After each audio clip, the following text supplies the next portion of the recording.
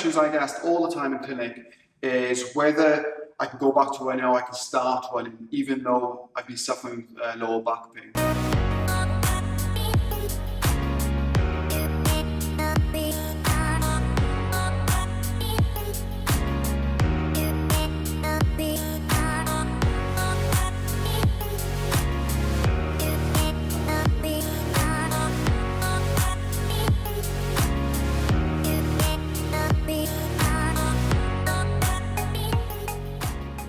So there's a couple of scenarios to figure out if you can return to running or you can even start running. So scenario one, you're already suffering back pain and you haven't started running, or you've recently taken up running and you've developed back pain. Realistically, you need to stop running and figure out what the issues are around your lower back pain, because the likelihood is that running is going to aggravate that pain and discomfort and possibly cause further damage.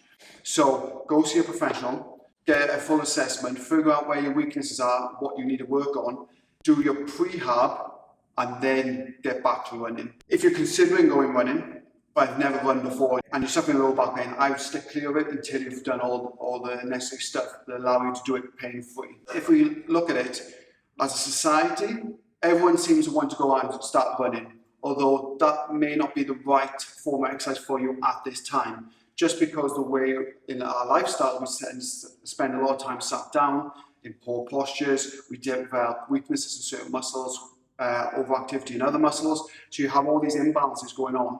So then you want to go out and start training your body, but running is a very high impact, repetitive activity that is likely going to show up your weaknesses and end up in you being in some pain. So before you even consider going running, figure out obviously what current state you're in, get a full assessment, work on those weaknesses to get you up to a certain level before you start running, and then you gradually build up your distances and the frequency of your training. But don't get me wrong, you can definitely start training, but you'd have to tailor it to suit you. So lower impact activities such as swimming, cycling, the cross trainer, weight training to help develop strength in the right areas, so that when you do start the running, you're in a better shape for it. But the other scenario two, is if you're an avid runner, you've been running for a long time, and you've got a lot of miles under the belt, but you suffer with back pain. Now, in this scenario, the short answer, it depends on what's causing that back pain, whether you should be running or shouldn't. So again, go see a professional, get assessed.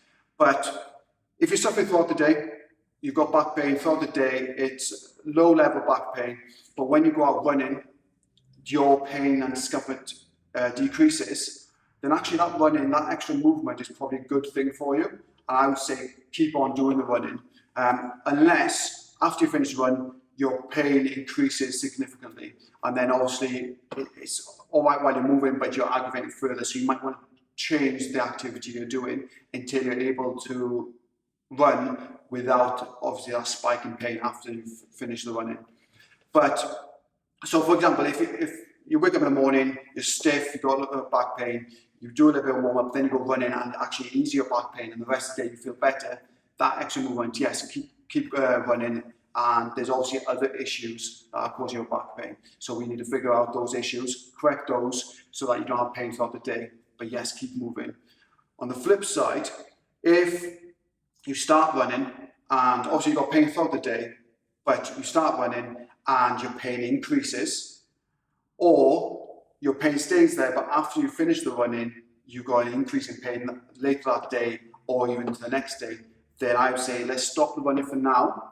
Choose different activities, work on your weaknesses, address the back pain so you can return back to running pain-free and prevent obviously causing any further damage or pain. In this scenario, your running is obviously aggravating the underlying issues that are causing your back pain. So in that scenario, I would look at it as, okay, I've got 4 out of 10 back pain throughout the day. I start running and my back pain maintains out at 4 out of 10. But I feel more mobile, and afterwards it's still a 4 out of 10, then I would say for now, carry on running, and we'll address the underlying issue of your back pain. But say you've got 4 out of 10 back pain throughout the day, you start running, it increases up to a 5 or 6, then I would say you need to stop running and back off.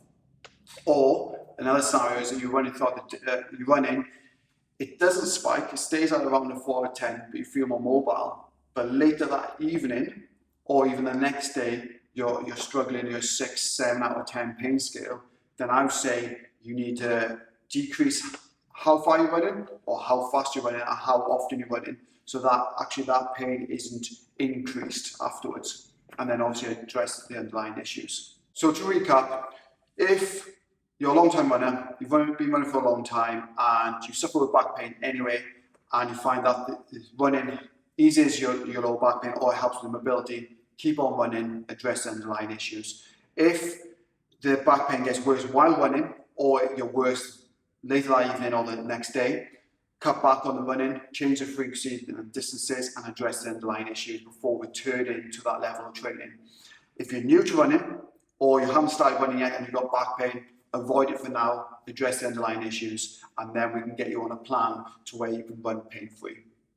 So if you enjoyed this video, if you found it helpful, and you're looking at booking for a full assessment, just currently struggling with back pain, and you want to get running, or you're currently a runner, then somewhere on this video you'll see our contact details. Just get in touch with us.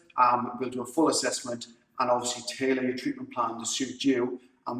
We'll try and keep you active and get you training and reach your goals, but we might just have to modify things in the beginning to get you there faster and prevent obviously increased pain and discomfort and further injury.